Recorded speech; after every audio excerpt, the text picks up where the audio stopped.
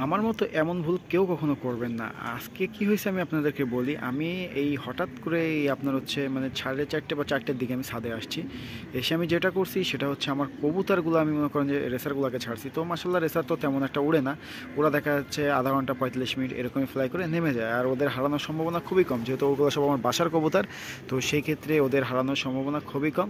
তো আমি এই ক্ষেত্রে একটা বোকামি করছি, সেটা হচ্ছে আমি দুইটা পাকিস্তানি কবুতর ওদের সাথে ছেড়ে দিয়েছি, বাট একটা নেমে গেছে ওদের সাথে সাথে, কিন্তু আরেকটা এখন নামে নাই। কিন্তু আল্লাহর অশেষ রহমত, যে মনে করেন যে কি হয়েছে জানি না, ও দেখে আজকে তাড়াতাড়ি মনে করেন যে হচ্ছে আপনার এই দেখেন নেমে গেছে।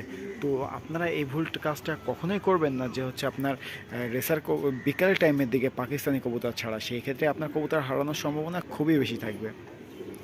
তো আপনারা যারা পাকিস্তানি কবুতর পালেন তারা অবশ্যই চেষ্টা করবেন সকাল টাইমে কবুতরগুলোকে ছাড়ার জন্য। তো আলহামদুলিল্লাহ অবশেষে কবুতরটা নামছে। আমি তো ভাবছিলাম যে লেভেলে হাইটে উঠছিল, আমি তো ভাবছিলাম যে এই যে গেছে আমার কবুতর। তো আলহামদুলিল্লাহ কবুতরটা থেকে খুব ভালো লাগছে। সবাই দোয়া করবেন।